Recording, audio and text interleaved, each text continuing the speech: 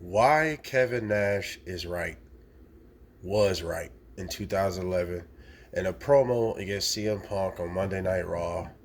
I remember watching this live, and at the time, younger mindset, so therefore I was on CM Punk's side. I was like, yeah, what do Kevin Nash know about main event talent in 2011?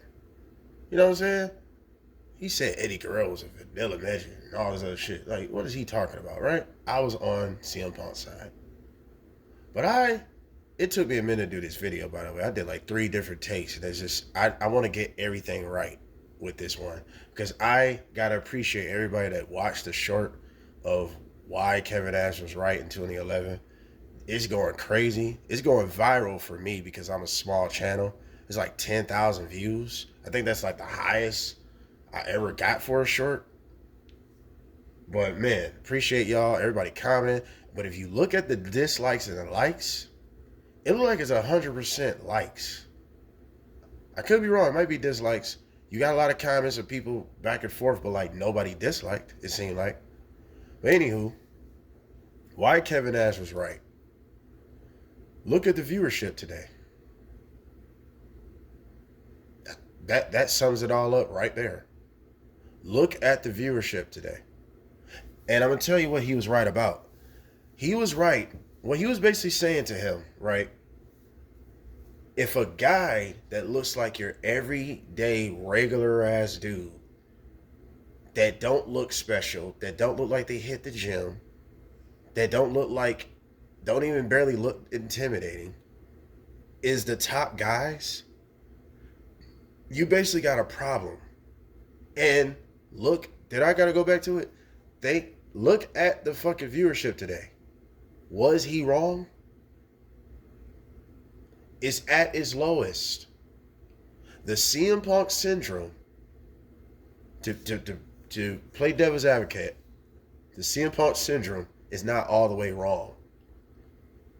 It's right on. It's got, put it like this. It's got some green lights to it, but it's not the overall good answer that WWE and wrestling taking on. That wasn't a good idea to take CM Punk's entire ideology. And basically, reason why I said he's right, he got some good points on it where, okay, if you are talented, it shouldn't matter what you look like. It shouldn't matter how tall you are. It shouldn't matter if you're not built like Hulk Hogan. You're not built like John Cena. That's where I agree with him on. If you are talented, if you're good at this, you could do characters, you could do gimmicks, you could do all the in-ring, you could do in-ring psychology. You basically can do sports entertaining shit to get you over. That's why CM Punk got over. But I'm going to tell you why I said Kevin Nash was right. Look around today. This is why CM Punk and Daniel Bryan got over at that time. There was only one CM Punk and one Daniel Bryan. Today, there are hundreds of Daniel Bryans and CM Punks. So it's oversaturated the market. Nobody stands out because everybody want to be the underdog like Daniel Bryan. Everybody want to be the underachiever, rebellious, anti-established guy like CM Punk.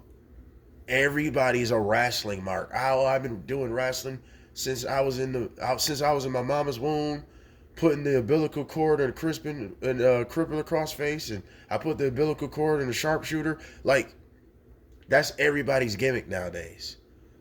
I just love wrestling so much. That's the problem.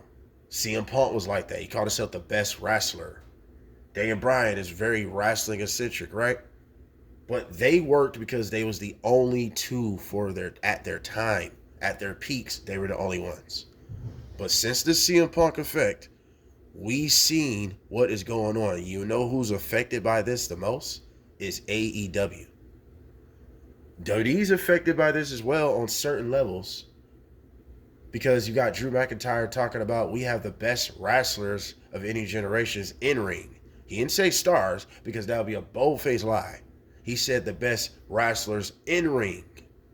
Not the 90s, not the 80s, not the Attitude Era. And on that notion, he's right. as far as in-ring goes. But this is where the problem is.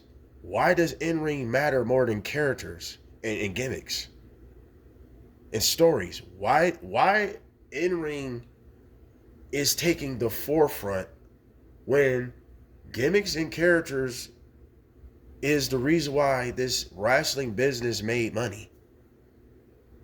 Not the opposite around, not the opposite way around. Characters like Hulk Hogan is why the business made so much money. Ultimate Warrior, Sting, Undertaker. Characters is the reason. Gimmicks,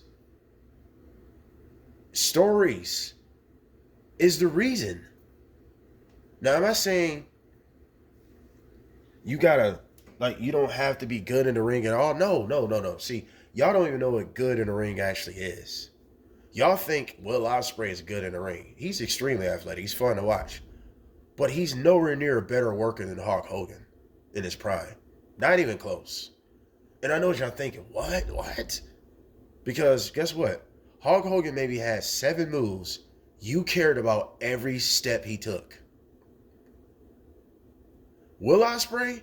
Spot. No in-ring psychology at all. A motherfucker get dropped on their head to get right back up, do a clothesline, then they both knock down. Where's the logic in that? He literally just did a Canadian Destroyer, and then he just powers up, hits you with a super kick, then y'all both fall. And guess what? It's not just once every blue moon. It's every match. I ain't just talking about Will Ospreay. I'm talking about the overall wrestling today, and especially AEW. Everybody is a super tough guy. You can drop them on their head. Everybody can power up like a Super Saiyan. Don't feel it for 5 seconds. Hit you with a clothesline super kick. Or you Canadian Destroyered him. Then he turn around and do a Canadian Destroyer to you. It's the stupidest shit ever when it comes to wrestling psychology. When it comes to wrestling psychology. It makes no sense. Will Ospreay matches will never come close to being legendary as an Undertaker match. Does Will Ospreay got better matches in-ring, work rate-wise? Yes. But guess what? Who matches you're going to talk about 20 years from now? Undertaker's. Undertaker and Shawn Michaels. Do Will Ospreay got an Undertaker and Shawn Michaels type of match? You see, y'all thinking about the athleticism. He could do all the flips and the cool moves. Y'all are forgetting what makes a good match. Stories, characters, gimmicks. Shawn Michaels was trying to break this unbreakable streak. A old enemy of his. They come from a whole different era, right? He became obsessed with breaking the streak. Undertaker seemed unbeatable. You see how all that matches up? They didn't just go in the ring and just have a bunch of spots and then nobody remembers nothing. Bro, WrestleMania, their first one and their second one, classics. Because every move, every movement meant something. Did you see the pops that they were getting when Undertaker almost lost? When Shawn Michaels almost won? Yeah. We have been so desensitized of what wrestling is today, what the marks want wrestling to be today. A Canadian Destroyer and all these wild moves barely gets a pop. Barely. And I got to give the WWE on this one. They made Kevin Owens do a package power driver to Cody Rhodes, and it got a pop. Why? Because you don't see that in WWE. That move looks dangerous. It makes sense why Cody Rhodes is having a kayfabe injury. That power driver looks so dangerous. You see the in-ring psychology? That's more proof why Kevin Nash was right. Not only the CM Punk syndrome killed and destroyed the idea of the in-ring as well, but it also destroyed the image. And it'd be fun, it was fun that he was the anti-image and all that. It worked for him. Like I said, he was the only one. So is his wife AJ. She was the anti-diva. And it was fun. It was dope. But both were wrong in the long run. The average look and the anti-star, no. She was wrong. Women got a little bit different. They don't have to look imposing. But let's say if your character is opposing, who do you believe? AJ Lee as an opposing threat or Rhea Ripley? Yeah, exactly my point. Rhea Ripley looked like she would beat the shit out of AJ Lee. But then, if you want to get on an average look compared to a really nice look, Zoe Stark compared to Jada Parker, that is night and day. That's the moon versus the sun. Jada Parker's fine as hell compared to Zoe Stark. So you can't sit here and tell me image don't mean anything. It works different for girls and guys, but not that far off. Not that far off. Chelsea Green, very attractive woman. She don't look like no, excuse me. She don't look like no damn average grandma panties wearing little itty bitty thing, or just sloppy looking. Right? I'm just saying. And to be fair, like AJ Lee wasn't ugly. I'm not saying that, but she was all right. But you get my point. And what Kevin Nash was saying, take a shower, hit the weights, get a clue. Where I got from that is very simple, man. Basically, he was saying to CM Punk, bro, you don't look special. You don't look intimidating. You take away the intimidation of pro wrestlers used to have. That's a fact. Let's think about today. Do Daniel Garcia looks more intimidating than Will Hobbs? Does Orange Cassidy looks more intimidating than The Undertaker? Does he look more intimidating than Kurt Angle? That's what I'm saying. These dudes today look like fucking wimps. And it's not just WWE. I mean, it's not just AEW. They're suffering from it the worst. But then you got WWE with this shit where like the Leuven Kaisers and Butch, Pete Dunne.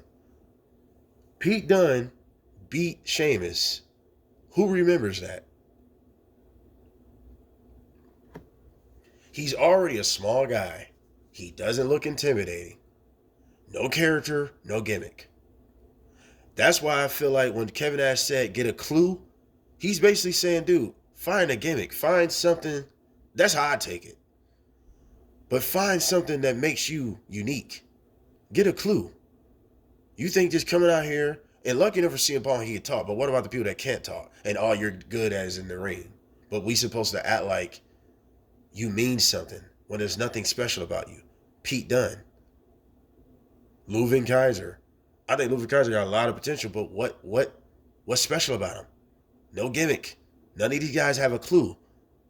Yet, Leuven Kaiser's in tremendous shape, but he doesn't have a clue. You need to have something to make you stand out, to make you extraordinary. That's what's missing tremendously today in the WWE and AEW. Because the average looking guy are the top guys. Orange Cassidy is a prime example of a guy that's positioned. He could be a world champion over a Wardlow. And that's insanity. And you got people on that video talking about you just want a bunch of big guys that can't wrestle. These guys do 3 moves and they're boring or they're lazy in the ring. They're lazy, which is preposterous. It's ridiculous. You know how hard it is to be a sports entertainer? Then and today, you know how hard that is to do that? Because pro wrestlers back then were not lazy. Pro wrestlers today are lazy. The mark pro wrestlers that are just good in the ring. Because today, if you're just a pro wrestler, mainly a pro wrestler, even if you could talk, but your main thing is, oh, he can have a great match. All right. Now you're body shaming if you were told to go to the gym and get your weight up, like literally get in shape. That's body shaming now. You got sissified guys like Eddie Kingston crying about body shaming. You should be body shamed. You're in an image driven business. Why aren't you hitting the gym? That shows you don't take this business serious. You could just get in the ring and just play wrestler. That's why nobody takes wrestling serious. Rick Rude looked it like he can kick your ass. But does Eddie Kingston look like he can kick your ass compared to Rick Rude? Perception is everything, bro. Your first initial thought to Rick Rude compared to sloppy ass Eddie Kingston. I like Eddie Kingston, but I'm stating facts over feelings. Eddie Kingston's sloppy looking. He looked like somebody drunk ass uncle. He don't look like a fucking wrestler. Jericho told him best. You look like a jobber. That's a fact. He looks like a jobber. But you telling me Rick Rude don't look more opposing than Eddie Kingston? Come on, dude. That's exactly what Kevin Nash is talking about. Just look around. Where's the lie, Bobby Fish? Where's the lie? Look around. The viewership proves it. The interest rate in professional wrestling proves it. And by the way, Kevin Nash was cooking CM Punk ass in that promo. Because he also said, yeah, 96, when I changed the business with Scott Hall, I made sure people got guaranteed money. I made sure guys like you got checks, got paid. Thank you, Mr. Nash. That's what you should be saying. He was absolutely right. Because Kevin Nash's impact to professional wrestling compared to CM Punk's impact to professional wrestling is the moon versus the sun. It's not even the same playing field. We may be on the same team, but CM Punk and Kevin Nash may be on the same team, but the league is different. The levels are different. CM Punk team is playing with the old equipment from 10 years ago, while Kevin Nash had the newest shit. Meaning, to break it down, when Kevin Nash changed the business actually changed for the better. It made it the most money at the time. It's the reason why billionaires are even invested in pro wrestling. Because of the NWO. Yeah. So, what did CM Punk do? CM Punk's impact decreased the interest in wrestling because he opened the door for all these average Joe guys that don't hit the gym, don't care about making their image mean anything, because they don't have to. It's body shaming in today's time. Oh, he's a good wrestler, so he should get pushed. You know it, and I know it. Great matches, a great work rate guy will never be the face of any company. Maybe AEW, but look how they're suffering because of it. It's just facts over feelings. I'm a fan of CM Punk. I'm a fan of AEW. I like AEW. I enjoy the matches. But we got to keep it a bean. The Continental Classic was a waste of time. Let me tell you to wrap this up. For anybody saying sports entertainers are lazy, sports entertainers are the hardest workers. Back then and today. Pro wrestlers today are extremely lazy because they don't have to go to the gym, they don't have to show character, they don't have to show gimmicks, and the marks are happy about that. Long as they're doing all the cool moves, they're the best stars. Yet they don't look like stars. They don't have to look like stars because they are relatable, which is okay if there was a few. Everybody's like that. But you're saying a sports entertainer is lazy? When a sports entertainer, you know how hard it is to get the crowd to engage with you, to care, to get your character over, on top of maintaining a physical image? When kayfabe actually mattered before it died, but maintaining kayfabe, you know how hard that is to do that? And for people that saying, oh, when he said hit the weights, I seen somebody talk about hitting the weights. You know, a lot of people's on the juice. Who gives a shit? You you know how much mentality it takes to maintain a sports entertainer vibe? Juice or no juice, that's a mental challenge right there. Because you can shoot yourself up with the juice, but if you don't go work out, what's the point? You still gotta put in the work to get that big and get that muscular. That takes a lot of dedication to do that. But a sports entertainer is lazy. Pro wrestlers back then weren't lazy because they was in shape. Jerry Lynn, Dean Malenko, guys that were like just pure pro wrestlers. Benoit, these guys were in shape. Today, you got Sami Zayn and Kevin Owens. These guys don't look like they do any push-ups, any sit-ups, any running, nothing. For the untrained eye that don't know who they are, you would not think these guys are wrestlers. Put it like this. A pro wrestler, the idea of a mark pro wrestler would not, most of the time, would not pass the airport tests. Where you go in the airport and you look like you are a professional athlete. It look like you do something. Half of these guys today would not pass an airport test if you didn't know who they were. Even if you didn't know who The Rock was, he would pass an airport test. He's a big, swole guy. He's humongous now, but like back then still. 6'5", 240 something. He looks like an athlete. He looked like he's on his way to a football game if you didn't know who he was. And not sitting there behind the bleachers. He looked like he's the quarterback. And to sum this up, if you think image don't mean anything, all right, so how come all these average Joes never been the face of WWE and never will be? People can hate Cody, but Cody's in shape. So you think your physical appearance have nothing to do with your position? You're an idiot. Do you think Roman could pull this off if he was a skinny fat ass like CM Punk? This tribal chief, this methodical, just Hercules, Goliath ass nigga. Do you think Daniel Garcia could push that off with the way he looks? But you don't think your physical appearance have nothing to do with your position? Come on now.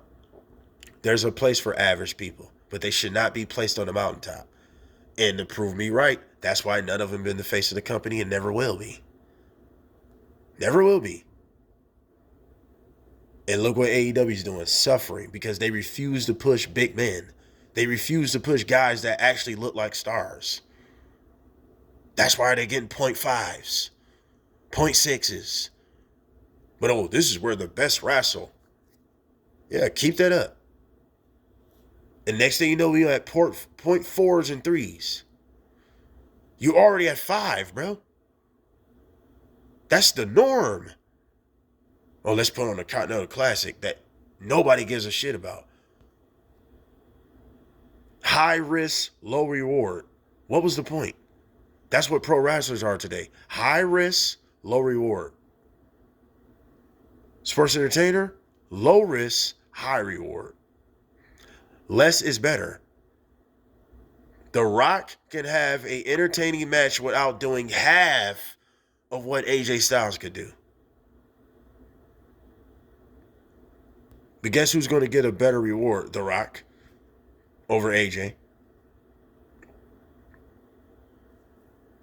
That's a fact. So, Kevin Nash was right. Kevin Nash was right. Like, share, subscribe, all that other good shit. Do you think Kevin Nash was right? Comment below what you think. We out.